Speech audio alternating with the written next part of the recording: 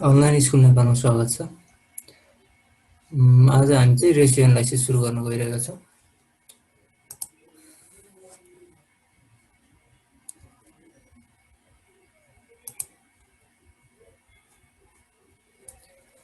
Ratio एनालाइसिसबाट चाहिँ 2 मार्क्सको theory अनि 5 मार्क्सको numerical गरेर टोटल 7 मार्क्सको सोध्छ। यसमा अब थ्योरी पार्टतिर जाउँ हैन। थ्योरीमा सोध्न सक्ने क्वेशनहरु यिनीहरु नै हो। अहिलेसम्म आएको पनि यति नै छ, यिनीहरु नै दोहोरिरहेको हुन्छ घरिघरि।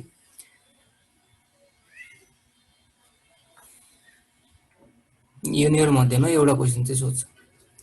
यहाँ अलमोस्ट धेरैवटा क्वेशन छ। एउटा, दुईवटा, तीनवटा, 4, 5, 6, 7, 8, 9, 10 10वटा क्वेशन जस्तो छ अलमोस्ट हैन। त्यो मध्येमा एउटा सोध्छ भनौँ न। यो पछाडिको क्वेशन नम्बर 2 चाहिँ हामीले अहिले यहाँ थ्योरी भनेर हेर्दैनौँ। न्युमेरिकलको लागि हामीले जतिखेर फर्मुला लेख्छौँ, फर्मुला सँगै हामी थ्योरी पढ्छौँ हैन। यो फर्स्ट क्वेशन जो छ, यो सिमिलर क्वेशनहरुलाई मैले छुटाएर राखेको छु। फर्स्ट क्वेशनमा चाहिँ मैले तीनवटा सिमिलर क्वेशनलाई सँगै राखेको छु। अनि क्वेशन नम्बर 2 मा चाहिँ यो न्युमेरिकल पढ्दाखेरि सँगै पढ्ने भएर क्वेशन नम्बर 2 भनेर छुटाएर राखेको छु। जस्तो अब एक्जाममा चाहिँ अब एउटा मात्र सोध्न सक्छ क्वेशन यिनीहरु मध्येमा। सुरुको क्वेशनबाट हेरौँ। What is ratio analysis? Ratio analysis भनेको चाहिँ के हो? फर्स्ट क्वेशन हेर्दैछौँ। यो what are the objectives of ratio analysis भनेर यो चाहिँ सेकेन्ड क्वेशन हो। यो सेकेन्ड क्वेशन यो कहिलेकाहीँ सोध्न सक्छ। 2 मार्क्सको 2 मार्क्सलाई यति लेख्दा काफी नै हुन्छ है त। What is ratio analysis? त्यो हेरौँ। रेशियो एनालाइसिस बुझ्नुभन्दा पहिले फाइनान्शियल स्टेटमेन्ट बुझ्नुपर्ने हुन्छ। फाइनान्शियल स्टेटमेन्ट भनेको चाहिँ ब्यालेन्स सिट अनि ट्रेडिङ अकाउन्ट, पिएल अप्रोप्रिएसन अकाउन्ट जति पनि पढेको थियो तिनीहरुलाई कम्बाइन्ड रूपमा इन्कम स्टेटमेन्ट भनिन्छ। सुरुको 3वटा अकाउन्टलाई। त्यसपछि ब्यालेन्स सिट एउटा स्टेटमेन्ट नै हो। त्यो दुईवटा स्टेटमेन्ट यिनीहरुलाई चाहिँ फाइनान्शियल स्टेटमेन्ट भनिन्छ। यो फाइनान्शियल स्टेटमेन्टलाई मात्र हेर्दा चाहिँ डाइरेक्टली चाहिँ हामीले नेट प्रॉफिट मात्र थाहा पाउन सक्छौं अथवा एसेट्स कति छ, सम्पत्ति कति छ कम्पनीको त्यो कुरा थाहा पाउन सक्छौं। अनि हामीले तिर्नुपर्ने कम्पनीले तिर्नुपर्ने लायबिलिटीहरु कति छ, दायित्वहरु कति छ त्यो कुराहरु थाहा पाउन सक्छौं फाइनान्शियल स्टेटमेन्टबाट। तर केही पनि डिसिजन लिनु पर्यो, अलिकति ठुलठुलो डिसिजनहरु लिनु पर्यो, म्यानेजरहरुले डिसिजन लिनु पर्यो अथवा इन्भेस्टरहरुले डिसिजन लिनु पर्यो अथवा सप्लायरहरुले डिसिजन लिनु पर्यो भने चाहिँ त्यतिखेर चाहिँ डाइरेक्ट फाइनान्शियल स्टेटमेन्ट हेरेर केही पनि डिसिजन लिन सकिदैन। त्यही भएर यो फाइनान्शियल स्टेटमेन्टलाई चाहिँ एनालाइसिस गर्नुपर्ने हुन्छ। फाइनान्शियल स्टेटमेन्टलाई एनालाइसिस गर्ने 4वटा तरिका छ। त्यो मध्येमा बेस्ट तरिका चाहिँ रेशियो एनालाइसिस हो। रेशियो एनालाइसिसले चाहिँ कसरी एनालाइसिस गर्छ त? त्यो अघि भनेको फाइनान्शियल स्टेटमेन्टहरु जस्तो ब्यालेन्स सिटहरु हैन, पिएल अकाउन्टहरु तिनीहरुलाई चाहिँ कसरी एनालाइसिस गर्छ त त्यो कुराहरु हामीले यहाँनेर हेर्छौं हैन। रेशियो एनालाइसिसले चाहिँ जस्तो ब्यालेन्स सिटमा दुईवटा आइटम थियो भने नेट प्रॉफिट भन्ने एउटा आइटम थियो होला हैन, अनि अर्को करेन्ट एसेट्स भन्ने आइटम थियो होला, करेन्ट लायबिलिटी भन्ने आइटम थियो होला। त्यो दुईवटा आइटमको बीचमा रिलेसन देखाउने काम चाहिँ रेशियो एनालाइसिसले गर्छ। त्यही कुरा नै यहाँनेर लेखेको छ हैन, म पढेर सुनाउँदैछु। Ratio analysis is the mathematical form of expressing the relationship between two financial items. It compares and investigates the relationship between different financial data to take the better decision. Hence, it establishes the meaningful relationship between two figures. यति लेख्दा काफी नै हुन्छ है त। यति सबै लेख्नै पर्छ भन्ने छैन। आफ्नै तरिकाले आफ्नै ल्याङ्ग्वेजमा जसरी लेख्दा नि हुन्छ। अब मैले जति बुझाउन सके मैले त्यसको आधारमा जति बुझियो अथवा आफ्नै तरिकाले आफ्नै डेफिनेसन बनाएर पनि दिन सकियो हैन। 2 लाइन भयो, 2-3 लाइन भयो पुग्छ है त रेशियो एनालाइसिस डिफाइन गर्न चाहिँ। किनकि यो 2 मार्क्सको मात्रै थ्योरी सोध्छ यो च्याप्टरबाट। अब second question, what are the objectives of ratio analysis? Objective र अनि importance, use, significance, pros, advance यो जेसुकै सोधोस् हैन, आन्सर यही नै हो हैन। तर थोरै यो ल्याङ्ग्वेज चाहिँ मिलाएर राख्दा हुन्छ। अब्जेक्टिभ भन्दा चाहिँ टु अगाडि आउँछ भने इम्पोर्टेन्स भन्दा चाहिँ यो टु नआउला हैन, तर ल्याङ्ग्वेज मिलाएर राख्दा हुन्छ। यो सेम कुरा नै हो है त। अब्जेक्टिभहरु के छ त्यो हेरौँ है त। फर्स्ट अब्जेक्टिभ छ लिक्विडिटी अर्थात् cash position of the organisation त्यो पत्ता लगाउन चाहिँ हामीलाई हेल्प गर्छ रेसियो एनालाइसिसले। क्यास पोजिसन भने लिक्विडिटी भनेको क्यास पोजिसन हो। क्यास इक्विभ्यालेन्ट आइटमहरूलाई चाहिँ हामीले लिक्विड एसेट्स भन्छौँ अथवा लिक्विड आइटमहरू भन्छौँ होइन। करेन्ट एसेट्सलाई अथवा करेन्ट लायबिलिटीलाई चाहिँ लिक्विड आइटमहरू भनेर बुझिन्छ भने छोटो समयमै क्यासमा कन्भर्ट हुने कुराहरू चाहिँ लिक्विड कुराहरू भयो। क्यास अर क्यास इक्विभ्यालेन्ट भन्दा पनि हुन्छ लिक्विड होइन। पैसा आज छ भने भोलि नहुनसक्छ। कतिमा अहिले 10,000 छ भने भोलि त्यो 10,000 सकिन सक्छ। एकदमै लिक्विड छ, पानी बगे जसरी सकिन्छ। त्यही भएर यसलाई लिक्विड आइटम भनेर बुझिन्छ क्यासलाई चाहिँ। क्यास अथवा क्यास जस्तै आइटमहरू जस्तो चेक पनि क्यासमा काउन्ट हुन्छ किनकि क्यास जस्तै हो। आजको भोलि नै क्यासमा कन्भर्ट गर्न सकिन्छ, त्यही भएर क्यास जस्तै मानिन्छ त्यसलाई पनि। भने चाहिँ हाम्रो कम्पनीमा चाहिँ क्यास पोजिसन कस्तो छ त, अनि हाम्रो त्यो सर्ट टर्म लायबिलिटीहरूको जो हामीले तिर्नुपर्ने दायित्वहरू हो, छोटो समयको लागि लिएको लोन जति छ सर्ट टर्म लोनहरू तिनीहरू तिर्नलाई चाहिँ हामीसँग क्यास कस्तो छ त, लिक्विडिटी पोजिसन कस्तो छ त, त्यो कुरा चाहिँ हामीले मेजर गर्न सक्छौँ रेसियो एनालाइसिसबाट। त्यसको लागि चाहिँ एउटा लिक्विडिटी रेसियो भनेर छुट्टै एउटा हेडिङ छ, त्योभित्र पर्ने जति पनि फर्मुलाहरू छ त्यो सबैले लिक्विडिटी पोजिसन चाहिँ मेजर गर्छ। अनि दोस्रो उद्देश्य छ evaluate the profitability position of the company. Profitability position पत्ता लगाउनलाई चाहिँ प्रोफिटेबिलिटी भनेर छुट्टै हेडिङ छ, अहिले एकछिनपछि पढ्छौँ होइन, न्युमेरिकलमै पढ्छौँ। त्यो प्रोफिटेबिलिटी पोजिसन पत्ता लगाउनलाई जस्तो इक्जाम्पलको लागि एउटा नेट प्रफिट मार्जिन युज हुनसक्छ। नेट प्रफिट मार्जिन भने चाहिँ net profit divide sales into 100 हुन्छ। त्यो भने चाहिँ हाम्रो सेल्सको आधारमा प्रफिट चाहिँ कति बढी कमायो त, मतलब कम्पेरिटिभली एनालाइसिस गर्छौँ हामीले। नेट प्रफिट डिभाइड सेल्सको मतलब सेल्सको कम्पेरिटिभली, मतलब सेल्स धेरै भयो तर नेट प्रफिट थोरै भयो भने त्यो राम्रो भएन नि त होइन। प्रफिट अर्निङ एबिलिटी भन्छ प्रोफिटेबिलिटी भनेको। प्रफिट अर्निङ एबिलिटी राम्रो हुनुको मतलब चाहिँ सेल्सको कम्पेरिटिभली प्रफिट चाहिँ हाई हुनु पर्यो। यदि प्रोफिटेबिलिटी अथवा प्रफिट अर्निङ एबिलिटी कम्पनीको इफिसियन्सी राम्रो छ भने चाहिँ नेट प्रफिट हाई हुन्छ, अर्थात् नेट प्रफिट डिभाइड सेल्स गर्दाखेरि जति धेरै नेट प्रफिट मार्जिन आउँछ त्यही नै बेटर भयो है त। त्यसको आधारमा हामीले डिसिजन लिन्छौँ। अब दुईवटा कम्पनीलाई कम्पेयर गर्दाखेरि नेट प्रफिट मार्जिन जसको बढी छ त्यसलाई चाहिँ त्यसको चाहिँ बढी प्रफिट कमाउने एबिलिटी रहेछ भनेर बुझ्छौँ। एउटा दोस्रो उद्देश्य भयो यो चाहिँ होइन। अनि त्यसपछि इन्टरफर्म र इन्ट्राफर्म कम्पेरिजन गर्नलाई युज हुन्छ। इन्टरफर्म भने चाहिँ दुईवटा कम्पनीको बिचमा है त। इन्टरफर्म भनेको चाहिँ दुईवटा कम्पनीको बिचमा कम्पेरिजन गर्न, अनि इन्ट्राफर्म भनेको चाहिँ विदिन द कम्पनी, मतलब कम्पनीभित्रै पोहोर सालको सेल्स र यो सालको सेल्स कतिको फरक आइरहेछ त, त्यो दुईवटाको बिचमा कम्पेरिजन गर्नु पर्यो भने पनि यो रेसियो एनालाइसिस युज हुन्छ होइन। अनि फोर्थ छ to evaluate the financial position of the company. Financial position भने चाहिँ एसेट्स पोजिसन अथवा लायबिलिटी पोजिसनलाई बुझिन्छ, जुन चाहिँ ब्यालेन्स सिटले देखाउँछ होइन। फाइनेन्सियल पोजिसन त ब्यालेन्स सिटले पनि देखाउँछ, तर अझै इफेक्टिभ तरिकाले हामीले इभ्यालुएट गर्नु पर्यो, एनालाइसिस गर्नु पर्यो भने चाहिँ रेसियो एनालाइसिसले हेल्प गर्छ त्यो फाइनेन्सियल पोजिसन।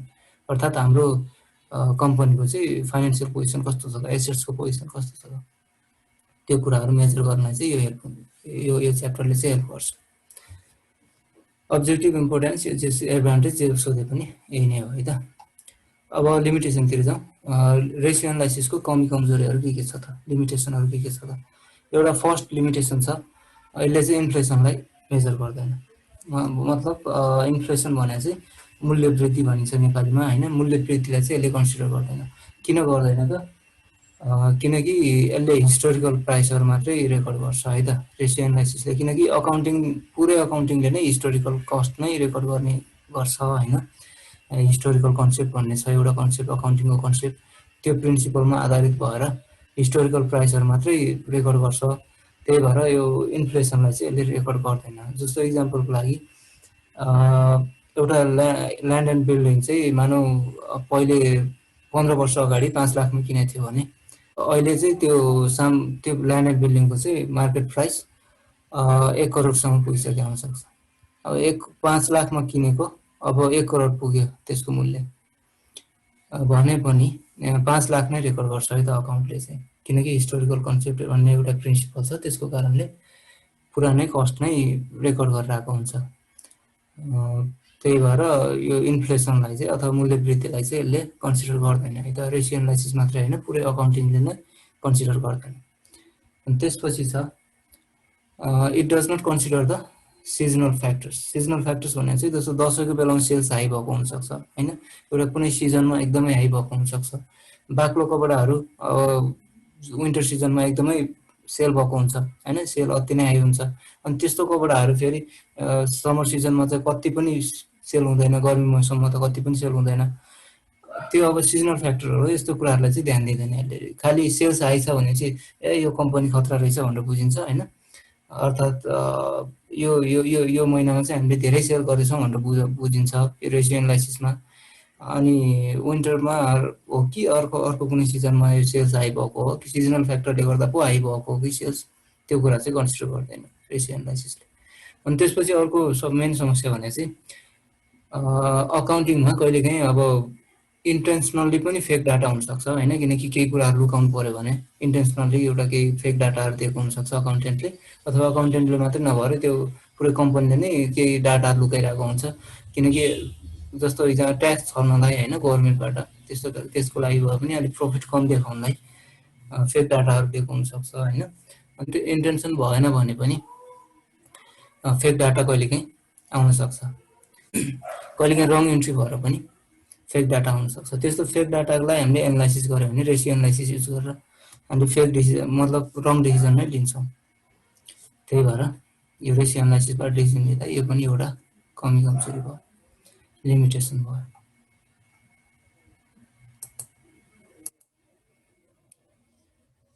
ठिक छ, लिमिटेसन पनि भयो, अब्जेक्टिभ पनि भयो। अब टाइप्स अफ रेसियोतिर छ, यो चाहिँ न्युमेरिकल पोर्सन हो होइन। अब सेकेन्ड क्वेसनतिर लाग्दैछ हामी, अडिट वर्किङ क्यापिटल यिनीहरू सबै अब यो हामी टाइप्स अफ रेसियोभित्रै जान्छौँ है त। अब यो टाइप्स अफ रेसियोसँगै त्यो कुराहरू सबै हेर्दैछ।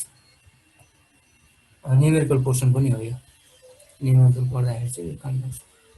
रेसियो चाहिँ 4 थरीको छ, 4 भागमा डिभाइड गरेको छ रेसियोलाई चाहिँ। लिक्विडिटी रेसियो, सोल्भेन्सी रेसियो, त्यसलाई लिभरेज रेसियो पनि भनिन्छ। अनि turnover ratio, asset management ratio, activity test ratio, तिनीहरू नाम यो नाम याद गरेर राख्नु पर्दैन, तर याद भयो पनि बेटर, झन् राम्रो होइन। प्रफिटेबिलिटी रेसियो लास्ट छ। अब लिक्विडिटी रेसियोबाट सुरु गरौँ। लिक्विडिटी भने चाहिँ अघि मैले भनिसकेँ, क्यास अर्थात् क्यास इक्विभ्यालेन्ट कुराहरूलाई चाहिँ हामीले लिक्विड थिङहरू भन्छौँ होइन। लिक्विडिटी, हाम्रो लिक्विडिटी यानि कि क्यास पोजिसन कस्तो छ त हाम्रो, त्यो कुरा चाहिँ लिक्विडिटी रेसियोले मेजर गर्छ होइन। यसले चाहिँ लिक्विडिटी रेसियोले चाहिँ जनरली सर्ट टर्म लोनहरू तिर्ने क्षमता कस्तो छ कम्पनीको त्यो चाहिँ मेजर गर्छ है त। सर्ट टर्म एसेट्सहरूलाई युज गरेर सर्ट टर्म लायबिलिटी अर्थात् सर्ट टर्म लोनहरू तिर्ने क्षमता कस्तो छ कम्पनीको, त्यो कुरा चाहिँ हामीले यहाँनिर मेजर गर्छ। ठिक छ, करेन्ट रेसियोको फर्मुला यो हो होइन। करेन्ट रेसियो, अब रेसियोले दुईवटा आइटमको बिचमा रिलेसन देखाउँछ भने मैले अघि, दुईवटा आइटम जस्तो करेन्ट रेसियोमा अब दुईवटा आइटम कुन कुन होला त, हामीले नर्मली सोच्दाखेरि पनि थाहा हुन्छ दुईवटा आइटम भने करेन्ट एसेट्स र करेन्ट लायबिलिटी होला भनेर, त्यतिकै पनि याद हुन्छ होइन। अब त्यो दुईवटाको बिचमा रिलेसन हेर्दैछौँ है त। त्यही भएर करेन्ट रेसियो निकाल्दाखेरि चाहिँ current assets divide current liability. अब योबाट चाहिँ हामीले जस्तो अब एउटा कुनै रिजल्ट आयो अरे होइन, current assets divide current liability गर्दाखेरि चाहिँ इक्जाम्पलको लागि 2 टाइम्स आयो अरे, 2 टाइम्स आयो। करेन्ट रेसियो चाहिँ 2 टाइम्स आउनुको मतलब चाहिँ करेन्ट लायबिलिटी भन्दा करेन्ट एसेट्स चाहिँ 2 गुणा रहेछ भनेर बुझिन्छ है त। 2 गुणा हुनु चाहिँ सबैभन्दा बेस्ट हो होइन, किनकि करेन्ट एसेट्सलाई नै युज गरेर करेन्ट लायबिलिटी अथवा सर्ट टर्म लोनहरू तिर्ने हो होइन कम्पनीले। यो करेन्ट एसेट्स हामीसँग 2 गुणाभन्दा कम भयो भने चाहिँ कहिलेकाहीँ तिर्न गाह्रो हुनसक्छ। यो सर्ट टर्म एसेट्सहरू अथवा करेन्ट एसेट्सहरू चाहिँ हाम्रो डे टु डे एक्टिभिटीमा पनि युज भइरहेको हुन्छ। क्यासहरू पर्छ होइन, करेन्ट एसेट्सभित्र डेप्टरहरू पर्छ, यो सबै क्यास इक्विभ्यालेन्ट कुराहरू हो। छोटो समयमै हामीसँग भएको एसेट्सहरू हो। यसलाई चाहिँ हामीले युज गरेर हामीले सर्ट टर्म लोनहरू पनि तिर्ने हो, छोटो समयमा तिर्ने लोनहरू तिर्ने हो होइन, करेन्ट लायबिलिटीहरू तिर्ने हो। त्यही भएर करेन्ट लायबिलिटी भन्दा करेन्ट एसेट्स चाहिँ 2 गुणा हुन जरुरी छ। त्यो छ कि छैन त्यो चाहिँ हामीले करेन्ट रेसियोबाट हामीले मेजर गर्छौँ है त। अब यसकै आधारमा हामीले डिसिजन लिन्छौँ, किनकि अब यो कम्पनीले म्यानेजमेन्टले चाहिँ सही पोर्सनमा हाम्रो करेन्ट एसेट्स र करेन्ट लायबिलिटी राखेको छ कि छैन त्यो कुरा चाहिँ हामीले यहाँनिर थाहा पाउँछौँ। अब यसलाई डिफाइन गरौँ भनेर सोध्यो भने इक्जाममा सोध्न सक्छ थ्योरीमा, थ्योरीमा सोध्यो भने चाहिँ यही फर्मुला लेख्दा हुन्छ। फर्मुला लेख्नुभन्दा पहिले थोरै ल्याङ्ग्वेजमा लेख्ने, अनि त्यसपछि सिम्बोलिकल्ली भनेर यसलाई लेख्दा हुन्छ। यही फर्मुला सेम फर्मुला होइन। जस्तो डिफाइन गर्दाखेरि current ratio refers to the current assets divided by current liability भनेर ल्याङ्ग्वेजमा लेखिदिँदा हुन्छ पहिले, अनि त्यसपछि सिम्बोलिकल्ली भनेर यो फर्मुला लेखिदिँदा हुन्छ। त्यति लेखेपछि 2 मार्क्स आइहाल्छ है त। व्हाट इज करेन्ट रेसियो सोध्यो भने। अनि करेन्ट रेसियो मैले यो कुरा त भर्खरै पढेँ होइन। Current ratio is the ratio between current assets and current liability. Current asset र करेन्ट लायबिलिटीको बिचमा रेसियो हो। सिम्पल, यो कुरा पनि लेख्न सकिन्छ आफैले होइन। It measures the current liability paying ability of the company. Current liability तिर्न सक्ने क्षमता कतिको छ त कम्पनीको। 2 गुणा छ भने कम्पनीले तिर्न सक्छ। त्यो कुराहरू चाहिँ यसले मेजर गर्छ। त्यो थ्योरीमा त्यसो यसरी ल्याङ्ग्वेजमा लेख्दा पनि भयो। अनि यो फर्स्ट सेन्टेन्स लेखेर फर्स्ट सेन्टेन्स पछि यो सिम्बोलिकली भनेर यो फर्मुला मात्र लेख्दै पनि फुल मार्क्स आउँछ। 2 मार्क्स नै आउँछ है त। अनि सेकेन्डमा छ लिक्विड रेसियो। लिक्विड अथवा quick ratio, acid test ratio पनि भनिन्छ यसलाई, तीनवटै नाम छ होइन। लिक्विड रेसियो भन्नुको कारण चाहिँ यो, क्विक रेसियो भन्नुको कारण चाहिँ यसले चाहिँ एकदमै छोटो समयमा क्यासमा कन्भर्ट हुने कुराहरूलाई मात्रै समेट्छ है त। जस्तो इक्जाम्पलको लागि यसले चाहिँ प्रिपेड एक्सपेन्सेस र इन्भेन्ट्री जुन चाहिँ 1 वर्षभन्दा पनि बढी पनि लाग्न सक्छ कहिलेकाहीँ यिनीहरू क्यासमा कन्भर्ट हुनलाई होइन। त्यही भएर यिनीहरूलाई चाहिँ क्विक एसेट्समा काउन्ट गरिँदैन है त। जस्तो करेन्ट एसेट्सको सबै आइटमहरू चाहिँ क्विक एसेट्सभित्र पर्छ, तर प्रिपेड एक्सपेन्सेस र इन्भेन्ट्री चाहिँ पर्दैन। प्रिपेड र इन्भेन्ट्री किन पर्दैन भने नि यिनीहरू चाहिँ 1 वर्षभन्दा बढी टाइम पनि लाग्न सक्छ, अथवा क्यासमा कन्भर्ट हुनलाई 1-2 महिनामा, 1 महिनाभित्रमा अथवा 2-4 दिनमा हुँदैन यिनीहरू क्यासमा कन्भर्ट। त्यही भएर यिनीहरू चाहिँ क्विक एसेट्समा काउन्ट हुँदैन। करेन्ट एसेट्सको सबै आइटम पर्छ क्विक एसेट्समा, तर यो 2वटा आइटम पर्दैन। त्यही भएर current assets minus prepaid expenses minus closing stock गरेपछि क्विक एसेट्स आउँछ है त। त्यसै गरी के अरे क्विक आइटमहरूलाई मात्रै रेकर्ड गर्ने भएको कारणले यसलाई क्विक रेसियो भनेको हो होइन। लिक्विड रेसियो पनि भनिन्छ, छोटो समयमा क्यासमा कन्भर्ट हुने लिक्विड आइटमहरू मात्रै यहाँनिर रेकर्ड युज हुने भएको कारणले होइन। क्विक एसेट्स माथि त क्विक एसेट्स भनेर युज गरेँ, मुनि चाहिँ क्विक लायबिलिटी भनेर किन युज गरेन त, त्यो क्वेसन आउन सक्छ दिमागमा होइन। यो युज नगर्ने कारण चाहिँ करेन्ट लायबिलिटी र क्विक लायबिलिटी चाहिँ सेम हुन्छ त। यो सबै जति पनि करेन्ट लायबिलिटी छ सबै क्विक लायबिलिटी हो। त्यही भएर क्विक लायबिलिटी भनेर यहाँनिर वर्ड युज गरेन। क्विक लायबिलिटी भनेर युज गर्दा पनि हुन्छ, तर क्विक लायबिलिटी भनेर वर्ड युज गर्यो भने चाहिँ करेन्ट लायबिलिटी र क्विक लायबिलिटी छुट्टै हो कि भनेर दिमाग हामीले त्यो सोच्न सक्छौँ। त्यही भएर सेम कुरा भएको कारणले सेम कुरालाई फेरि किन अर्को नाम दिनु भनेर करेन्ट लायबिलिटी वर्ड नै युज गरेको है त। क्विक एसेट्स कसरी निकाल्ने यहाँनिर छ फर्मुला, मैले अघि पनि एक्सप्लेन गरिसकेँ यो कुरा। त्यसपछि हाम्रो लिक्विडिटी रेसियोमा पर्ने भने वर्किङ क्यापिटल छ। वर्किङ क्यापिटल भने current assets minus current liability. योभन्दा पछाडिको च्याप्टरमा पनि पढ्छौँ हामीले, यो एउटा सेड्युल नै बनाउँछौँ होइन। Total current assets minus total current liability गरेपछि वर्किङ क्यापिटल आउँछ है त। यो वर्किङ क्यापिटललाई डिफाइन गर्नु पर्यो भने चाहिँ थ्योरीमा सोध्यो भने चाहिँ यसरी लेख्दा हुन्छ। Working capital refers to the current assets available after paying current liability. Current assets बाट हामीले करेन्ट लायबिलिटी तिरिसकेपछिको बच्ने जति पनि करेन्ट एसेट्स छ त्यसलाई भनिन्छ वर्किङ क्यापिटल है त। करेन्ट एसेट्सबाट करेन्ट लायबिलिटी घटाउनुको कारण त्यही त हो। जस्तो इक्जाम्पलको लागि करेन्ट एसेट्स 2 लाख छ अरे होइन, 2 लाख छ, अनि त्यसपछि करेन्ट लायबिलिटी चाहिँ 1 लाख छ भनेपछि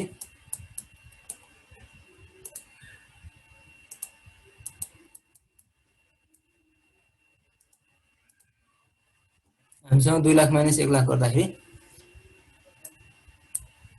2 लाख माइनस 1 लाख गर्दाखेरि चाहिँ कति बच्यो त 1 लाख हामीसँग बच्यो। अनि चाहिँ करेन्ट एसेट्सबाटै बचेको पार्ट हो यो। मतलब हामीले 2 लाख हामीसँग करेन्ट एसेट्स थियो, हामी क्यास थियो होला मानौँ होइन। त्यो क्यासबाट तिरेर बचेको भने अब क्यास नै बच्यो होला, त्यही करेन्ट एसेट्स नै बच्यो होला। त्यहीलाई मैले यो ल्याङ्ग्वेजमा लेखिदिएको छ। यो चाहिँ करेन्ट एसेट्स नै हो, तर करेन्ट लायबिलिटी तिरिसकेपछि बचेको करेन्ट एसेट्स हो। It is the excess of current assets over current liability. Same कुरा भनिरहेको छ यहाँनिर पनि। Working capital refers to the difference between current assets and current liability. Current assets र करेन्ट लायबिलिटीको बिचमा डिफरेन्सलाई चाहिँ वर्किङ क्यापिटल भनेर बुझिन्छ। यति लेख्दा पनि हुन्छ होइन। यति लास्टको सेन्टेन्स लेखेर भयो, अनि यो फर्मुला लेख्दा पनि इनफ हुन्छ है त, यत्रो लामो लेखिराख्नु पर्दैन। अनि कहिलेकाहीँ करेन्ट एसेट्स भनेको के हो, करेन्ट लायबिलिटी भनेको के हो, फिक्स एसेट्स भनेको के हो, लङ टर्म लायबिलिटी भनेको के हो, सेयर क्यापिटल भनेको के हो, यो कुराहरू पनि सोधिरहेको हुन्छ। यो च्याप्टरको होइन तैपनि तिमीहरूले 11मा पनि पढ्यो होला, 11 क्लासमा पनि यो पढेको कुरा हो होइन। त्यही कुराहरू हो। मैले यहाँनिर थोरै इक्जाम्पल सहित एक्सप्लेन गर्दैछु, आफै बुझिन्छ होला, बुझेन भने चाहिँ नेक्स्ट क्लासमा कुरा गर्छौँ यसको है त, सोद्धा हुन्छ। करेन्ट एसेट्स चाहिँ सर्ट टर्म एसेट्सहरू हो जुन चाहिँ हामीले 1 वर्षभित्रमा युज गर्न सक्छौँ, खर्च गर्न सक्छौँ भनेर लेखेँ। अनि त्यसपछि इक्जाम्पलहरू दिएको छ यहाँनिर। अनि करेन्ट लायबिलिटी पनि त्यसरी डिफाइन गरेको छ, फिक्स एसेट्स डिफाइन गरेको छ, liability, long term liability, short term के अरे सेयर क्यापिटल, यो सबै आफै हेर्ने है त। यति पनि भयो। अब सोल्भेन्सी रेसियोतिर जाउँ। सोल्भेन्सी रेसियो पनि लिक्विडिटी रेसियो जस्तै हो है त। लिक्विडिटी रेसियो चाहिँ सर्ट टर्म लोनहरू तिर्ने सक्ने क्षमता हेर्थ्यो भने कम्पनीको सर्ट टर्म एसेट्सहरू युज गरेर सर्ट टर्म लायबिलिटी तिर्ने क्षमता हेर्थ्यो भने यसले चाहिँ लङ टर्म एसेट्सहरू यानि कि फिक्स एसेट्सहरू युज गरेर अथवा हाम्रो कम्पनीले चाहिँ लङ टर्म लायबिलिटीहरू तिर्ने क्षमता कतिको छ त, मतलब लङ टर्म लायबिलिटीहरू अर्थात् लङ टर्म लोनहरू तिर्ने क्षमता छ कि छैन त कम्पनीको, त्यो कुरा चाहिँ सोल्भेन्सी रेसियोले मेजर गर्छ है त। It measures the ability of the company to pay the long term debt अर्थात् लोन। यसको 2वटा मात्रै फर्मुला छ तिमीहरूलाई, ब्याचलरमा गएपछि अलिक धेरैवटा फर्मुला छ होइन। फर्स्ट चाहिँ डेट टु इक्विटी रेसियो छ। डेट टु इक्विटी, 2 को मतलब डिभाइड है त, 2 को मतलब डिभाइड, म घरिघरि भन्छु यो 2 को मतलब डिभाइड। यहाँ 2वटा मात्रै फर्मुला भएर तिमीहरूलाई यहाँनिर यति मात्रै छ, यो 2 को मतलब डिभाइड हुँदैन कि जस्तो लाग्छ होला। यो भित्र जति पनि फर्मुला छ 2 भनेर आएकै छ होइन, यसरी यो 2 भनेर आएको छ यहाँनिर, त्यहाँ छ यो यहाँ डेट इक्विटी रेसियो भनेर पनि सोधिरहेको हुन्छ, डेट टु इक्विटी रेसियो पनि भनेर सोधिरहेको हुन्छ। 2 को मतलब हो डिभाइड है त। डेट टु इक्विटी रेसियो भने डेट डिभाइड इक्विटी, 2 को मतलब डिभाइड, डेट भने long term debt divide equity भने shareholders equity. Debt equity ratio भने डेट डिभाइड इक्विटी भयो, debt divide equity. Long term date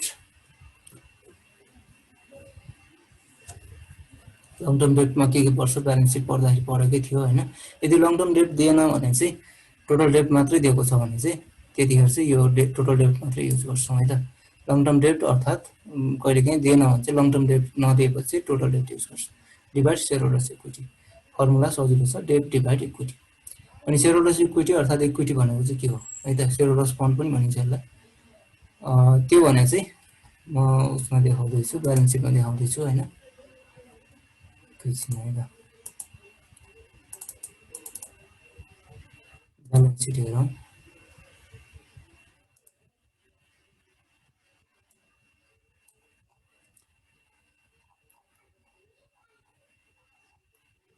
balance सिटमा हेरौँ होइन। सेयर होल्डर्स फन्ड अर्थात् सेयर होल्डर्स इक्विटी भने चाहिँ कुन कुन हो? यो सेयर क्यापिटलभित्र जति पनि आइटमहरू पर्छ यिनीहरू सबै सेयर होल्डर्स इक्विटीभित्र पर्छ, सेयर होल्डर्स फन्डभित्र पर्छ। अनि सँगसँगै यो मुनिको पनि पर्छ है, यहाँदेखि यहाँसम्म यो सबै सेयर होल्डर्स फन्ड हो। रिजर्भ एन्ड सरप्लस पनि सेयर होल्डरकै पैसा हो, त्यही भएर सेयर होल्डरकै पैसा हो। नेट प्रफिटहरू बचेको जो कम्पनीले राखेको छ त्यो पनि सेयर होल्डरकै पैसा राखेको हो होइन। त्यही भएर यो सेयर होल्डरको पैसालाई चाहिँ हामीले रिजर्भ एन्ड सरप्लसलाई पनि सेयर होल्डर्स फन्ड अर्थात् सेयर होल्डर्स इक्विटी भनेर बुझ्छौँ है त। सेयर होल्डर्स इक्विटी यति मात्रै पर्दैन, अब यो पार्टलाई चाहिँ हामीले घटाउनु पर्ने हुन्छ है त। यो सबै यो फिक्टिसियस एसेट्स चाहिँ एसेट्स होइन, एसेट्स दुई थरी मात्रै हुन्छ, फिक्स एसेट्स र करेन्ट एसेट्स मात्रै हुन्छ होइन। यो फिक्टिसियस एसेट्स भनेर छुट्टै राख्ने कारण चाहिँ यो एसेट्स नभए पनि यहाँ राख्ने कारण चाहिँ सेयर क्यापिटलबाट घटाउनु पर्ने आइटम भएर उल्टो साइडमा राख्दाखेरि घट्ने भएको कारणले यो उल्टो साइडमा राखेको हो होइन। यहाँनिर घटाएर राखिदिँदा पनि हुन्थ्यो, तर यहाँ यो साइडमा चाहिँ हामीले राख्यो भने पनि घट्ने नै हुन्छ। त्यही भएर यसलाई चाहिँ अलिकति यो क्यापिटल नेचरको अनि एसेट्स नेचरको पनि भएको कारणले यसलाई चाहिँ हामीले यहाँनिर राखेको हो है त। अनि चाहिँ यो क्यापिटलबाटै घटाउनु पर्ने आइटम रहेछ भने यसलाई पनि घटाउनु पर्यो होला, पर्छ होला। सेयर होल्डर्स इक्विटी निकाल्दाखेरि यो टोटल माइनस फिक्टिसियस एसेट्स जुनसुकै आउँछ त्यो सबैलाई हामीले घटाउँछौँ, त्यो गरेपछि सेयर होल्डर्स इक्विटी आउँछ। अब हाम्रो वान नोटमै मैले ब्याक जाँदैछु। यो चाहिँ सेयर होल्डर्स इक्विटी भनेको के रहेछ त, सेयर क्यापिटलको हेडिङभित्र जति पनि पर्थ्यो सबै आउँछ, अनि रिजर्भ एन्ड सरप्लस हेडिङभित्र पर्ने सबै आउँछ, माइनस फिक्टिसियस एसेट्स, त्यति नै हो सेयर होल्डर्स फन्ड। अब त्यसपछि छ debt to total capital ratio. Total क्यापिटललाई क्यापिटल इम्प्लोइड पनि भनिन्छ होइन, debt to capital employed ratio पनि भनिन्छ यसलाई है त। Debt to capital employed ratio, debt to मतलब divide, debt divide capital employed, simple छ है त। 2 को मतलब divide, debt divide capital employed. अब क्यापिटल इम्प्लोइड भने चाहिँ के हो त्यो बुझौँ है त। क्यापिटल इम्प्लोइड भने चाहिँ सेयर होल्डर्स फन्ड हामीले यही तरिकाले निकाल्ने भयो होइन। सेयर होल्डर्स फन्ड डाइरेक्ट दिएको पनि हुनसक्छ, दिएको छैन भने यसरी नै निकाल्छौँ। प्लस लङ टर्म डेट भन्न खोजेँ। अघिकै ब्यालेन्स सिट सम्झ्यौँ होइन। एउटा सेयर क्यापिटल भन्ने एउटा हेडिङ थियो, अनि रिजर्भ एन्ड सरप्लस भन्ने हेडिङ थियो, त्यसको मुनि लङ टर्म डेट भन्ने हेडिङ थियो होइन। अनि यता चाहिँ फिक्टिसियस एसेट्स भनेर एसेट साइडमा एउटा हेडिङ थियो। अब त्यो सबै हेडिङलाई अघि चाहिँ हामीले सेयर होल्डर्स फन्ड निकाल्न चाहिँ यो दुईवटा जोडेर, दुईवटा हेडिङ जोडेर एउटा फिक्टिसियस एसेट्स घटाएको थियौँ। अब चाहिँ क्यापिटल इम्प्लोइड निकाल्न चाहिँ यो तीनवटै जोड्नु पऱ्यो है त। लङ टर्म लायबिलिटी पनि जोडिनु भयो यसमा क्यापिटल इम्प्लोइड, किनकि लङ टर्म डेट पनि क्यापिटल इम्प्लोइड समेत छ। अनि त्यो सेयर होल्डर्स फन्ड निकाल्दाखेरि यो घट्थ्यो भने चाहिँ यहाँ पनि घट्छ नै। यो total share capital, reserve and surplus, long term liability total गर्ने माइनस 56 एसेट्स गरेपछि क्यापिटल इम्प्लोइड आयो है त। यसै ब्यालेन्स सिटमा अब त्यसपछि छ टर्नओभर रेसियो। टर्नओभर रेसियो सजिलो छ झन्, यसमा पनि केही पनि छैन। टर्नओभर भने हामीले सुनिरहेकै, कसैले सुनिरहेकै होला यो होइन। टर्नओभर भने चाहिँ सेल्स हो है त। यो वर्षमा हाम्रो टर्नओभर यति भयो, हाम्रो कम्पनीको टर्नओभर यति भयो भनेर भनिरहेको हुन्छ प्रायः होइन। त्यसको मतलब हो सेल्स है त। हाम्रो यो वर्षको सेल्स यति भयो भने हामीले कति बेच्यो त। सर्भिस इन्डस्ट्री छ भने पनि प्रोडक्ट मात्रै बेचिँदैन, सर्भिस पनि बेचिन्छ होइन।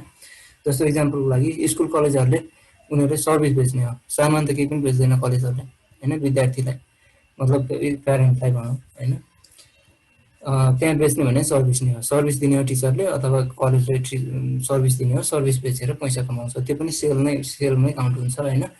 त्यो सेल कति भयो त, त्यसलाई चाहिँ टर्नओभर पनि भनिन्छ। जस्तो स्कुल कलेजको टर्नओभर यो वर्ष यति भयो, मतलब सेल यति भयो, मतलब रेभिन्यू टोटल यति भयो, सेल्स रेभिन्यू त्यसरी काउन्ट हुन्छ। अनि यो टर्नओभर भने चाहिँ सेल्स रहेछ है त। सेल्स कति सेल्स रिलेटेड रेसियो भनौँ न। अब यो टर्नओभर भन्ने वर्ड आएकै हुन्छ होइन यो रेसियोहरूमा। टर्नओभर रेसियो आउने बित्तिकै माथिपट्टि सेल्स हुन्छ है त। माथि सेल्स, ओभर माथि सेल्स, टर्नओभरको मतलब सेल्स, याद गर्ने तरिका। अब यसले मेजर के गर्छ त्यो हेरौँ। एसेट म्यानेजमेन्ट रेसियो पनि भनिन्छ यसलाई होइन। एसेट म्यानेजमेन्ट रेसियो भन्नुको कारण चाहिँ यो कम्पनीले चाहिँ एसेट्सहरूमा लगानी गरेर अथवा मेसिनहरूमा लगानी गरेर, फर्निचरमा लगानी गरेर सेल्स कतिको गरिरहेछ त। मेसिनहरूमा लगानी गरेर सेल्स थोरै छ भने राम्रो म्यानेजमेन्ट भएन, एसेट्सको म्यानेजमेन्ट राम्रो भएन, एसेट्स म्यानेजमेन्ट रेसियो होइन। अनि एसेट्सको म्यानेजमेन्ट एबिलिटी कस्तो छ त हाम्रो कम्पनीको, त्यो कुरा चाहिँ यसले मेजर गर्छ।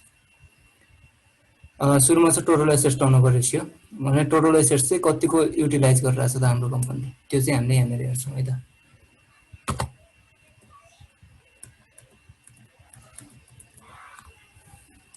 यसको फर्मुला चाहिँ माथि सेल्स हुन्छ अघि भनिसक्यो टर्नओभर भएपछि, मुनि चाहिँ अर्को बाँकी जे छ त्यही नै आउने भयो। किनकि रेसियोले चाहिँ जहिले पनि दुईवटा आइटमको बिचमा रिलेसन हेर्छ। एउटा आइटम हामीलाई थाहा भइसक्यो सेल्स माथि हुन्छ भनेर टर्नओभर भएपछि माथि सेल्स आउँछ, अर्को आइटम भने यही नै होला, यहाँनिर टोटल एसेट्स छ, टोटल एसेट्स पनि हुन्छ।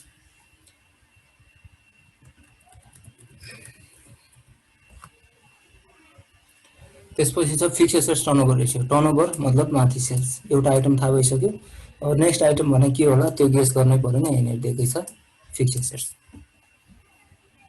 अब टोटल एसेट्स र फिक्स एसेट्समा फरक के छ त्यो कन्फ्युज भयो भने यहाँनिर छ होइन। टोटल एसेट्स भने चाहिँ current assets plus fix assets हो। एसेट्स दुई थरीको हुन्छ, फिक्स एसेट्स र करेन्ट एसेट्स, त्यो दुईवटा टोटल गऱ्यो भने टोटल एसेट्स भनिन्छ। त्यसपछि छ capital employed. Capital employed turnover ratio. Turnover भने चाहिँ माथि सेल्स आइहाल्यो।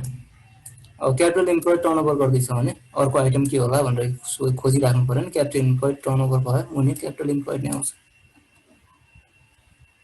त्यसपछि छ डेब्टर टर्नओभर रेसियो। अब debtor turnover रेसियोमा sales divide debtor गरिएन है त, किन टर्नओभर भएपछि माथि सेल्स आउँथ्यो अनि मुनि डेब्टर जे छ त्यही नै आउँथ्यो। डेब्टर त मुनि त छँदैछ होइन, यसमा प्रब्लम भएन। तर माथि चाहिँ सेल्सको साटो क्रेडिट सेल्स आयो है त। माथि क्रेडिट सेल्स आउने कारण चाहिँ के हो भने नि, डेब्टर चाहिँ कहिले पनि हामीले क्यास सेल्स गर्दाखेरि चाहिँ डेब्टर भन्ने वर्ड नै आउँदैन है त। डेब्टर भनेको उधारो कस्टमरलाई बुझिन्छ होइन।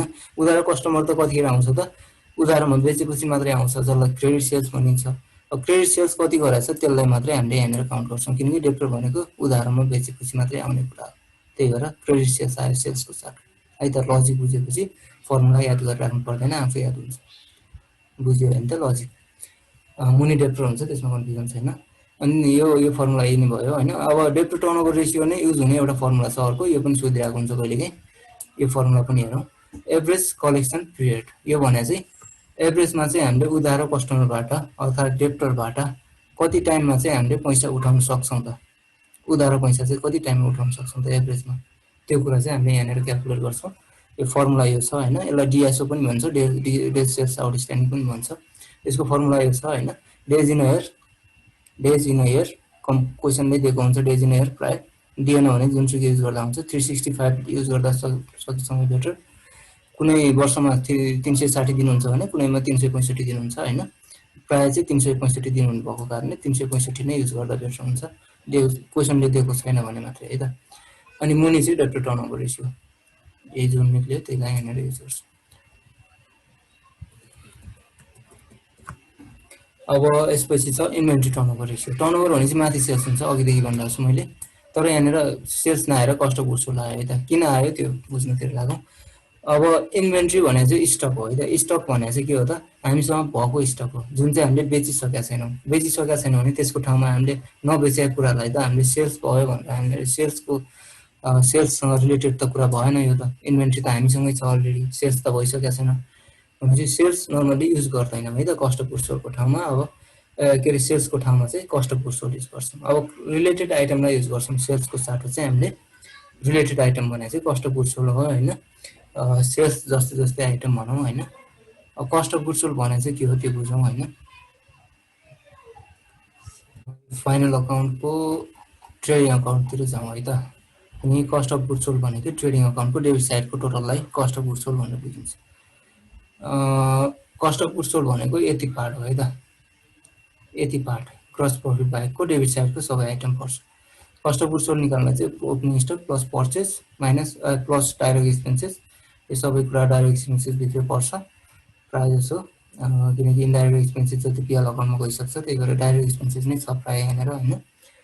यो यताको टोटल माइनस क्लोजिङ स्टक गरिन्छ। क्लोजिङ स्टक घटाउने कारण चाहिँ यो ओपनिङ स्टक अर्थात् पर्चेसबाट घटाउनु पर्ने आइटम हो। यो घटाउनलाई हामीले उल्टो साइडमा राख्दा पनि घट्ने भएर उल्टो साइडमा राखेको आइटम हो यो, त्यही भएर क्लोजिङ स्टक चाहिँ यता ल्याएर घटाइन्छ है त कस्ट अफ गुड्स सोल्ड निकाल्दाखेरि।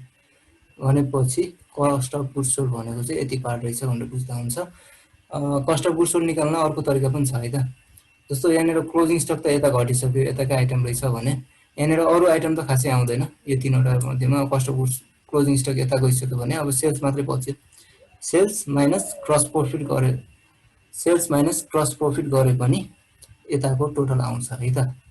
यो माइनस यो गर्दा यो टोटल आउँछ, यानि कि कस्ट अफ गुड्स सोल्ड त्यसरी पनि निकाल्न सकिन्छ, सेल्स माइनस क्रस प्रफिट गरेर पनि निकाल्न सकिन्छ। अब त्यो अघिकै कुरातिर जाउँ होइन।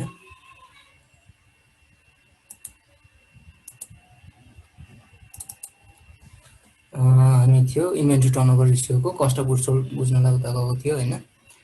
अब कस्ट अफ गुड्स सोल्ड भनेको चाहिँ के हो त्यतातिर जाउँ। Cost of goods sold, cost of goods sold COGS लेखेँ मैले, त्यसलाई कस्ट अफ गुड्स सोल्ड भनिन्छ। Opening stock plus purchase plus direct expenses minus closing stock, अघि मैले भनेकै कुरा भयो। अर्थात् यसलाई चाहिँ अर्को तरिकाले निकाल्ने भने फर्मुला लेख्न छुटाएको छु मैले, लेख्दा हुन्छ है त। आफै म भन्दैछु लेखौँ है त, ठिकै छ म लेख्दैछु। इक्वल टु सेल्स माइनस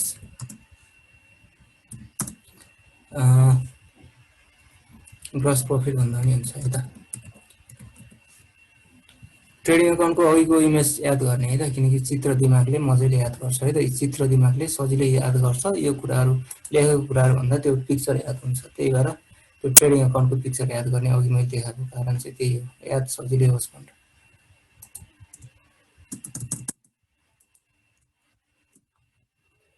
ठिक छ। अनि त्यसपछि मुनि चाहिँ क्लोजिङ स्टक नै हुन्छ होइन। इन्भेन्ट्री भनेको क्लोजिङ स्टक हो, अर्थात् स्टक मात्र भन्दा पनि हुन्छ। स्टक जुन दिएको छ त्यही युज गर्छौँ मुनि। टर्नओभर रेसियोमा हामीले इन्भेन्ट्री टर्नओभर रेसियोमा सेल्सको साटो चाहिँ cost of goods sold use गऱ्यौँ, मुनि इन्भेन्ट्री नै छ, क्लोजिङ स्टक नै छ। यदि क्लोजिङ स्टक र ओपनिङ स्टक दुवै दिएको छ भने कुनलाई राख्ने भनेर कन्फ्युजन हुन्छ, त्यही भएर बिचको राख्छौँ। त्यसको बिचको भने चाहिँ एभरेज स्टक हो। एभरेज स्टक निकाल्ने फर्मुला यहाँनिर छ, बिचको आउँछ होइन। Opening stock plus closing stock divide 2 गर्दाखेरि बिचको अमाउन्ट आउँछ। जस्तो ओपनिङ स्टक ₹1 क्लोजिङ स्टक ₹2 छ भने 1 + 2 डिभाइड 2 गर्दाखेरि 1.5 यो दुईवटाको बिचको आयो। एभरेज भने जहिले पनि बिचको आउँछ। यही नै हो फर्मुला हैन। कहिले इन्भेन्ट्री टर्नओभर रेसियोको चाहिँ कस्ट अफ गुड्स सोल्ड दिएन भने चाहिँ के गर्ने त्यो फर्मुला पनि लेखौँ है त। दिएन भने चाहिँ सेल्स नै युज गर्छौँ। सेल्स डिभाइड इन्भेन्ट्री अर्थात् क्लोजिङ स्टक नै हुने भयो। कस्ट अफ गुड्स सोल्डको साटो सेल्स पनि युज गर्न सक्दो रहेछ। अब प्रोफिटेबिलिटी रेसियोतिर जाउँ। प्रोफिटेबिलिटी भनेको चाहिँ प्रॉफिट अर्निङ एबिलिटी है त। कम्पनीको प्रॉफिट कमाउने एबिलिटी कस्तो छ त, क्षमता कस्तो छ त, प्रॉफिट अर्निङ एबिलिटी हेर्छौँ यहाँनिर। एउटा कुरा मैले अघि भन्न छुटाएको छु, यसमा रिजल्ट चाहिँ टाइम्समै आउँछ है त। सधैँ टर्नओभरको रिजल्ट चाहिँ जहिले टाइम्समै लेख्नुपर्छ।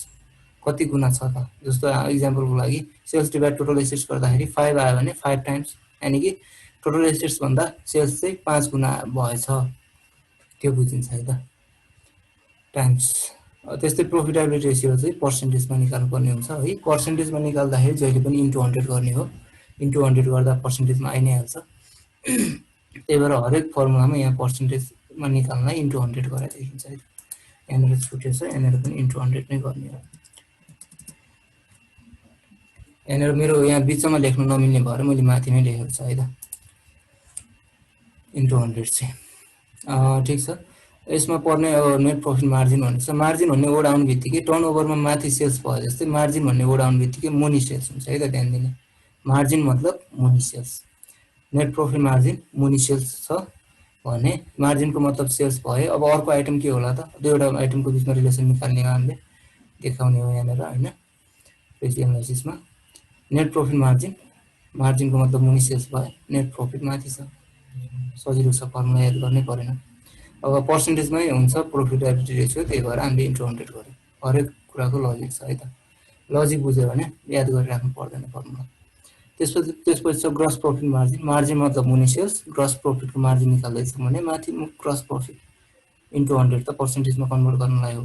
अरू जुनसुकै मार्जिन भनेर सोध्यो भने पनि त्यही नै युज गर्ने है त। अपरेटिङ प्रॉफिट मार्जिन अनि अरू मार्जिनहरू पनि हुन्छ, सेम हो। मुनि सेल्स मार्जिनको मतलब माथि जे छ त्यही। त्यसपछि छ रिटर्न अन एसेट्स। अब 3-4 वटा फर्मुला रिटर्न भनेर आउँदैछ। रिटर्नको मतलब हो माथि नेट प्रॉफिट। नेट प्रॉफिट यानी कि पीएल अकाउन्टमा जो नेट प्रॉफिट थियो त्यही नै हो।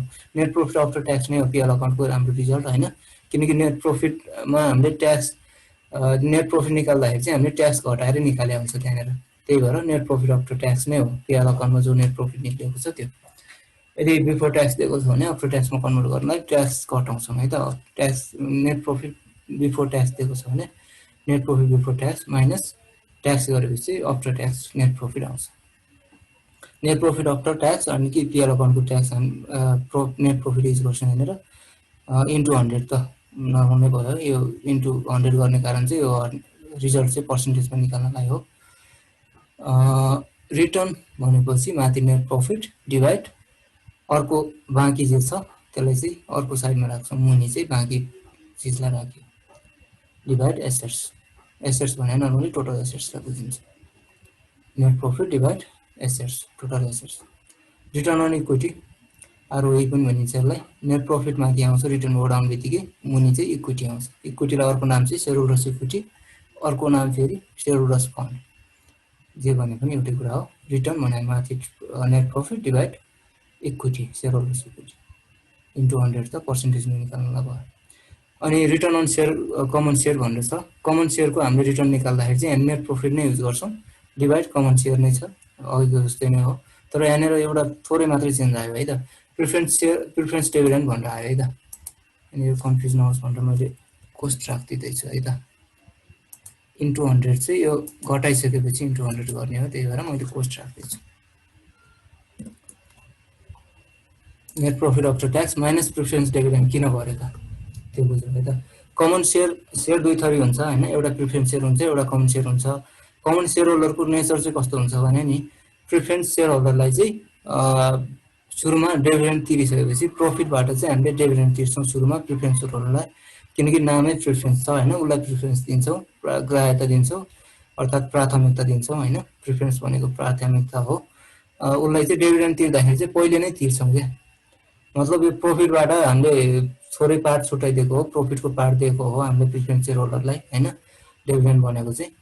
त्यो डिभिडेन्ड तिर्दाखेरि चाहिँ सुरुमा चाहिँ हामीले प्रिफरेन्स सेयर होल्डरलाई तिर्छौँ, अनि बल्ल बचेको जति पनि छ त्यो चाहिँ कमन सेयर होल्डरलाई दिन्छौँ हामीले प्रफिटबाट बचेको पार्ट।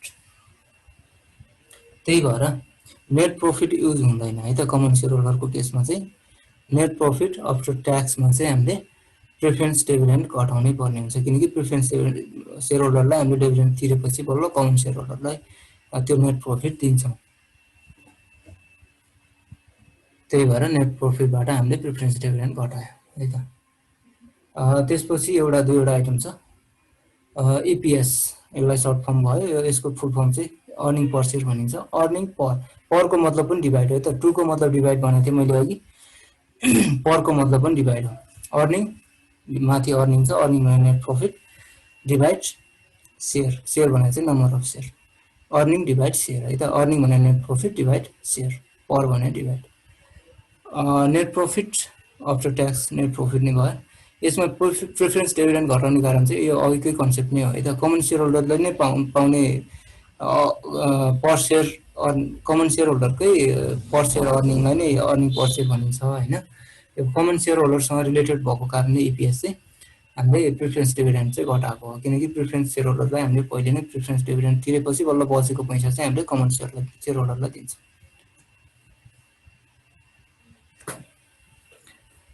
त्यसपछि सिमिलर छ अर्को पनि, डिभिडेन्ड पर सेयर छ।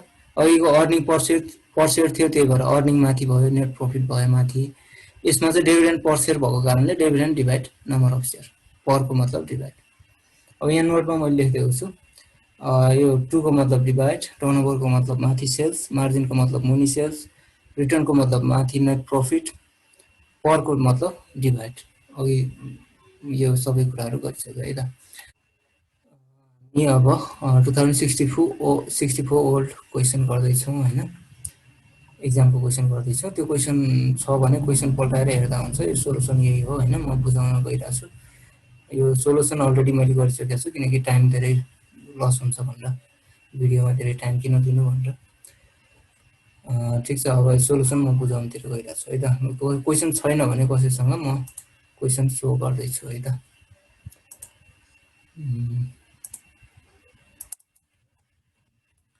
क्वेसनहरू है त। क्वेसन चाहिँ 64 ओल्ड एक्जाममा आएको क्वेसन हो यो। क्वेसन दिएको छ, 17 नम्बरको क्वेसन हो होइन। यहाँनिर यो टेबलको हेरिराख्नु परेन, रिक्वायर्डमा के छ यो नेक्स्ट है त। यो चाहिँ रिक्वायर्ड हो है त, त्यही क्वेसन सेम क्वेसनको रिक्वायर्ड चाहिँ यो हो। एडिसनल हेरौँ पहिले। इन्भेन्ट्री टर्नओभर रेसियो भनेर 6 टाइम्स दिएको छ, अनि त्यसको नेट प्रफिट आफ्टर ट्याक्स 50,000 दिएको छ। सोधेको चाहिँ यो धेरैवटा क्वेसन सोधेको छ, त्यही भएर मैले यो क्वेसन गराउँदैछु है त। कति 6वटा क्वेसन छ यहाँनिर, सकेसम्म धेरै क्वेसन होस् भनेर मैले यो क्वेसन गराउँदैछु। अरू क्वेसनमा चाहिँ 2वटा 3वटा मात्रै सोधिरहेको हुन्छ, प्रायः एक्जाममा चाहिँ 2-3वटा मात्रै सोध्छ। यो पहिले चाहिँ अलिक धेरै क्वेसन सोध्थ्यो, त्यही भएर त्यतिखेर धेरै मार्क्सको पनि सोधेको छ। यो कति छ, 9 मार्क्सको सोधिरहेछ। तिमीहरूलाई चाहिँ 5 मार्क्स मात्रै सोध्छ अझै चाहिँ। 64 सालको भएको कारणले, पुरानो क्वेसन भएको कारणले धेरैवटा क्वेसन छ यसमा। ठिक छ, अब क्वेसनतिर जाउँ। सुरुमा करेन्ट रेसियो हेरौँ होइन, करेन्ट रेसियो निकाल्ने कसरी त। क्वेसनतिर जाउँ। करेन्ट रेसियोको फर्मुला अघि भर्खरै मैले पढाएँ होइन। करेन्ट रेसियो मतलब करेन्ट, दुईवटा करेन्ट आइटमहरूको बिचमा रिलेसन हेर्छौँ। करेन्ट रेसियो दुईवटा करेन्ट आइटम भनेको चाहिँ कुन कुन छ त, याद छ, ब्यालेन्स सिटमा थियो दुईवटा करेन्ट आइटम, करेन्ट एसेट्स थियो एउटा करेन्ट लायबिलिटी थियो। त्यसो भए त्यो दुईवटाको बिचमा रिलेसन हेर्छौँ। Current ratio equal to current assets divide current liability, दुईवटाको बिचमा रिलेसन हेर्दैछौँ। Current assets divide current liability गर्नलाई हामीले करेन्ट एसेट्सहरू के छ त यहाँनिर हेर्छौँ। यिनीहरू छ करेन्ट एसेट्स होइन। एकैछिन त नोटिसन म हाइलाइटर अन गर्दैछु। यो आइटमहरू चाहिँ करेन्ट एसेट्स भयो, डिभाइड करेन्ट लायबिलिटी यो आइटमहरू भयो। त्यो गऱ्यो भने चाहिँ निक्लिन्छ। यहाँनिर हेरौँ, current assets divide current liability, current रेसियोको फर्मुला। अनि करेन्ट एसेट्स साइडमा हेर, सबैले क्वेसन छ भने होइन। यो आइटमहरू चाहिँ करेन्ट एसेट्समा छ हाम्रो क्वेसनमा होइन। के छ, डेप्टर्स छ, करेन्ट एसेट्स, अनि इन्भेन्ट्री छ, मार्केटेबल सिक्युरिटी छ, क्यास छ। त्यही कुराहरूलाई मैले जोडेर देखाउँदैछु यहाँनिर। Debtors, market receivable, cash, inventory. अनि मुनि करेन्ट लायबिलिटीहरू छ। करेन्ट लायबिलिटीहरू के छ हेरौँ। सन्ड्री क्रेडिटर्स, पेएबल्स अनि आउटस्ट्यान्डिङ एक्सपेन्सेस। त्यही कुराहरू मैले यहाँनिर जोडेर देखाउँदैछु। क्रेडिटर्स, पेएबल, आउटस्ट्यान्डिङ जोड्दैछु। त्यो अमाउन्टहरू जोड्यो अनि एसेट्स साइडको अमाउन्टहरू यिनीहरूको हरेकको आइटमको अमाउन्टहरू यिनीहरू भयो। अनि यो हरेक आइटमको अमाउन्टहरू यिनीहरू भयो। यसको टोटल डिभाइड यसको टोटल गर्दाखेरि 3,25,000 डिभाइड 1,35,000 गर्दा चाहिँ क्यालकुलेटर आनो 2.407 टाइम्स आयो। मतलब यो डिभाइड गर्दाखेरि 2.407 आयो। योभन्दा यो चाहिँ 2 गुणा बढी रहेछ, 2.407 टाइम्स बढी रहेछ। मतलब करेन्ट लायबिलिटी भन्दा करेन्ट एसेट्स चाहिँ 2.4 गुणाले बढी रहेछ। एकदम पर्फेक्ट हो त्यो चाहिँ। 2 गुणा हुनु भने चाहिँ लायबिलिटी भन्दा करेन्ट एसेट्स 2 गुणा भयो भने चाहिँ हामीले करेन्ट एसेट्सलाई युज गरेर करेन्ट लायबिलिटी तिर्न सक्छौँ। कम्पनी राम्रै चलिरहेको छ भनेर एनालाइसिस गर्न सक्यो यसरी। म्यानेजमेन्टले राम्रै म्यानेजमेन्ट गरिरहेको रहेछ, करेन्ट एसेट्स र करेन्ट लायबिलिटी सही पोर्सनमा राखेको रहेछ भनेर बुझियो यसबाट चाहिँ। अब सेकेन्ड छ डेब्ट इक्विटी रेसियो सोधेको छ, हेरौँ क्वेसन।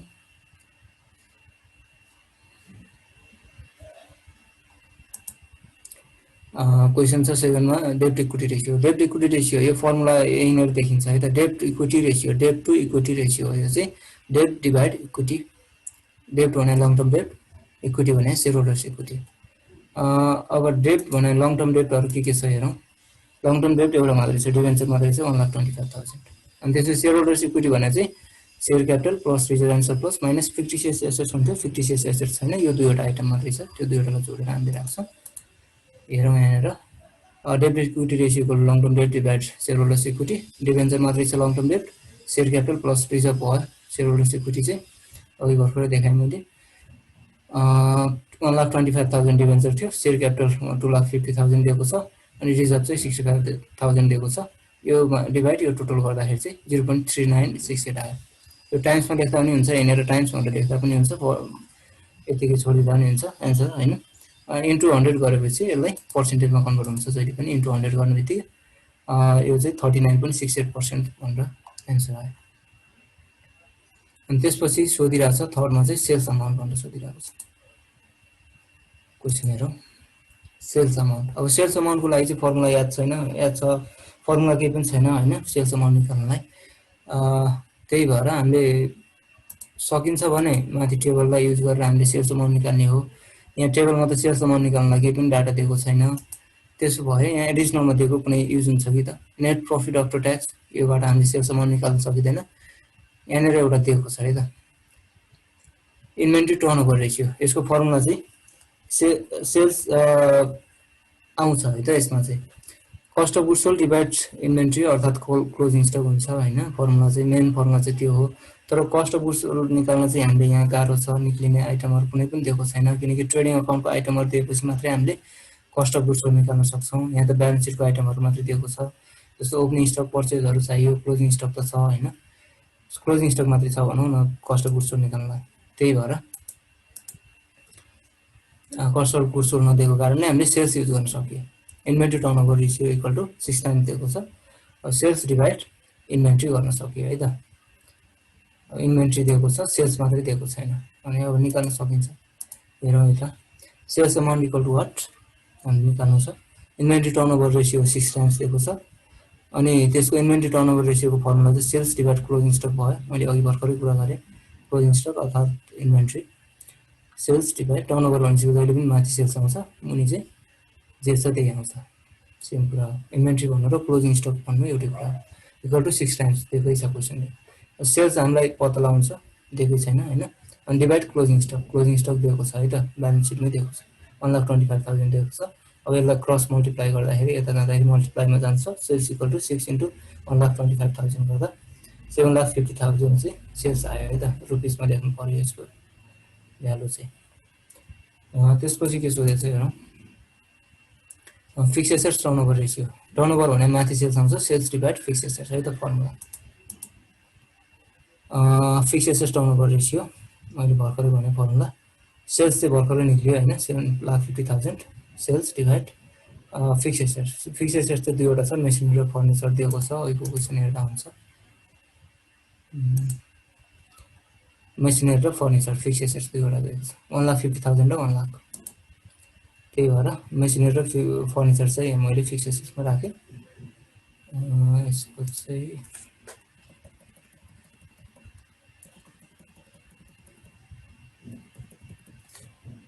ठिक छ 7,50,000 भर्खरै निकालेको अमाउन्ट भयो अनि मेसिनरीको अमाउन्ट 1,50,000 फर्निचरको अमाउन्ट 1,00,000 अनि मुनिको टोटलले यो माथिकोलाई चाहिँ डिभाइड गर्दा 3 टाइम्स आयो आन्सर भनेपछि फिक्स एसेट्स भन्दा सेल्स चाहिँ 3 गुणा बढी रहेछ यानी कि सेल्स हाम्रो जो एसेट्समा मेसिनरी फर्निचरमा लगानी गरेको थियो त्यो लगानीले चाहिँ हाम्रो 3 गुणा कमाएछ सेल्स चाहिँ हाम्रो 3 गुणा भएछ यानी कि 3 गुणा कमाएछ भनेपछि इफेक्टिभ नै रहेछ हाम्रो कम्पनी राम्रै कमाइरहेको रहेछ भनेर बुझ्यो अनि नेट प्रॉफिट मार्जिन छ यसपछि सोधेको